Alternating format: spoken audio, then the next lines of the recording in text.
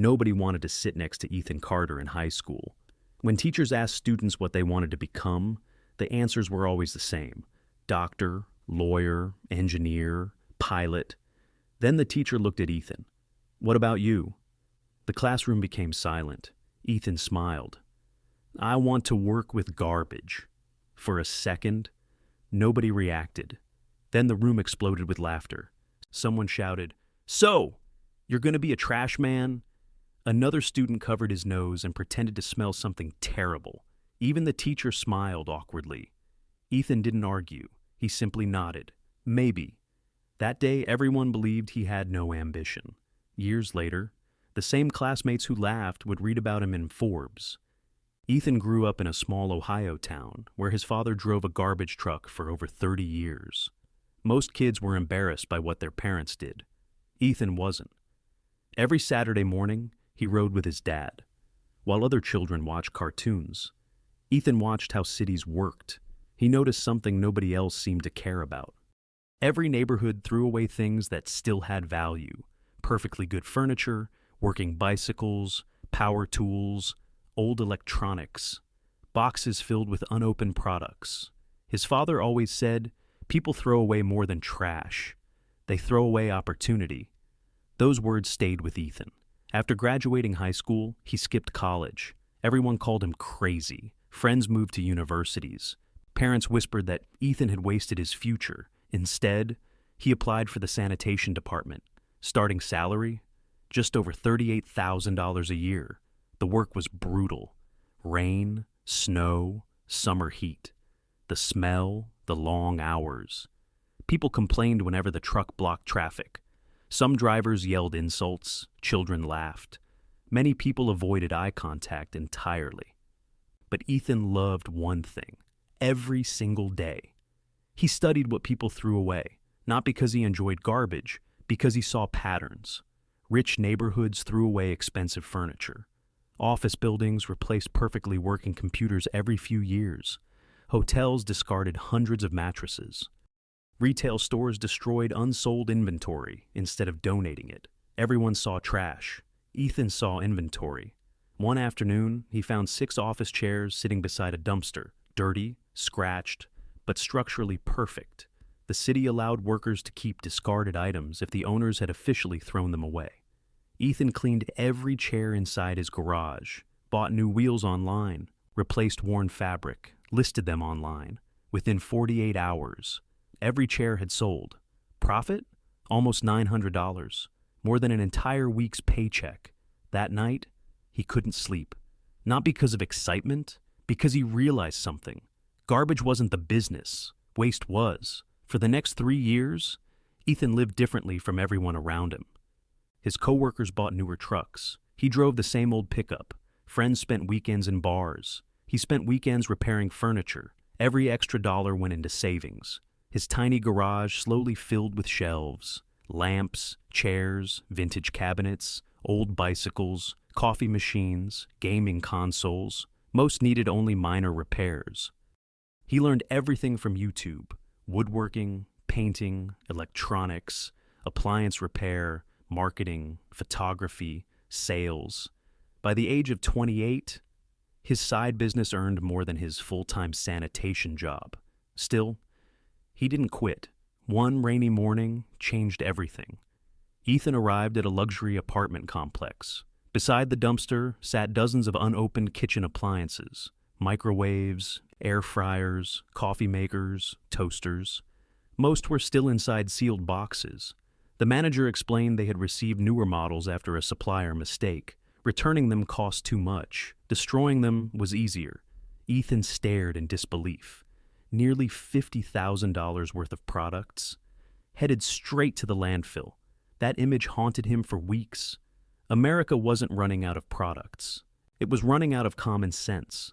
Instead of complaining, he started making phone calls. Apartment complexes, hotels, office buildings, retail chains, storage companies. He offered something simple. Instead of paying landfill fees, let him collect unwanted items for free. Most managers agreed immediately. Their disposal costs dropped. Ethan received thousands of reusable products. It was a win for everyone, Except his garage was no longer enough. Soon he rented a small warehouse, then another, then hired one employee, then three. People still thought he was just collecting junk. They had no idea. He was quietly building the foundation of a recycling company. Then disaster struck. A massive warehouse fire destroyed nearly everything. Furniture, inventory, equipment. Months of work disappeared overnight. Insurance covered only part of the damage. Friends told him to quit. His mother cried. His bank account was nearly empty. For the first time, Ethan wondered if everyone had been right. Maybe chasing opportunity inside other people's trash had always been a foolish dream. But the next morning, he drove his garbage route anyway. As he lifted another trash bin, he remembered his father's words. Opportunity never disappears. It just ends up somewhere nobody else is willing to look. Ethan smiled, picked up the next bin, and started planning again. The warehouse was gone. Years of hard work, reduced to ashes overnight. Most people would have taken it as a sign to quit. Ethan saw it differently. If he had built one warehouse, he could build another. This time, he wouldn't start with shelves and tools. He would start with a system. He borrowed a small office from a friend. No warehouse, no inventory, no employees, just a folding table, a laptop, and a notebook full of phone numbers. Instead of storing everything himself, Ethan changed his business model. Whenever hotels, offices, or apartment complexes wanted to get rid of usable items, his team photographed them first. The photos were uploaded online before the products were even picked up. Customers bought them directly. Only then were the items collected and delivered. Storage costs dropped dramatically. Cash flow improved overnight.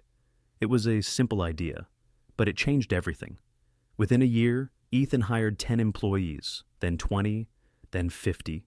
Some repaired furniture, others tested electronics. Several drivers collected unwanted items across the state.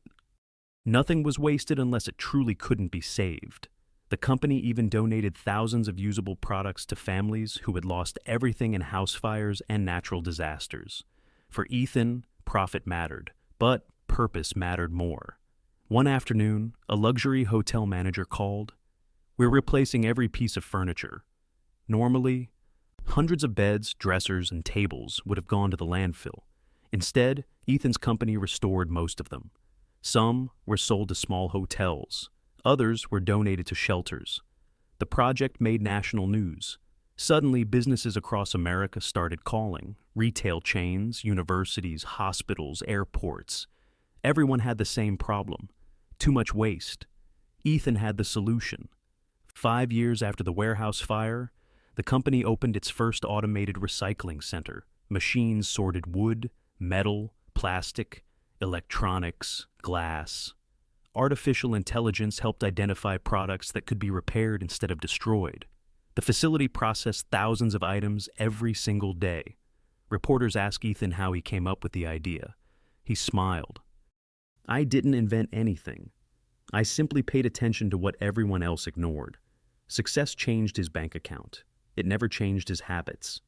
He still drove an old pickup truck, still arrived before sunrise, still walked through warehouses talking with employees. Whenever someone recognized him as the founder, they were surprised, because he dressed like everyone else. No expensive watches, no designer suits, no private jet. He believed respect should come from actions, not appearances. Years later, his old high school organized a reunion. For the first time in decades, Ethan decided to attend. The gym looked exactly the same. The basketball court, the lockers, even the classroom where everyone laughed at his dream. Many former classmates rushed over. Some apologized. Others admitted they had underestimated him. One man quietly asked, "Did you always know you'd become rich?" Ethan laughed. "No, I only knew one thing. There is opportunity in places where other people refuse to look."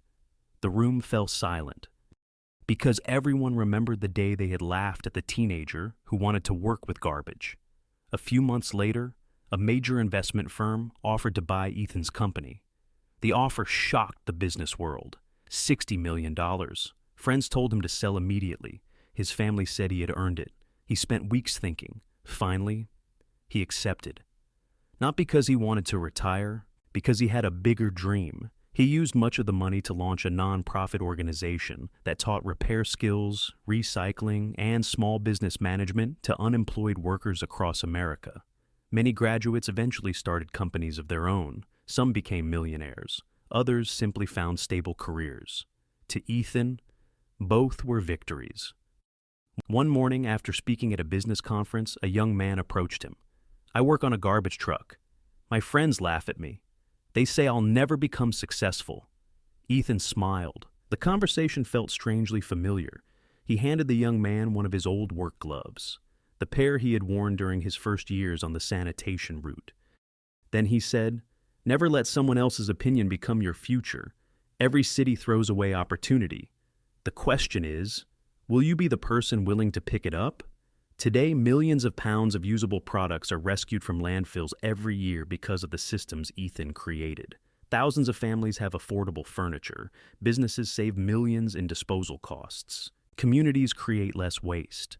And countless people have jobs because one garbage truck driver refused to believe that his profession defined his future. People once laughed because he worked with trash. In the end, he proved something they never understood. Success doesn't come from having the most glamorous job. It comes from seeing value where everyone else sees nothing. And sometimes, the greatest fortunes in the world begin at the curb, waiting for someone brave enough to stop and look.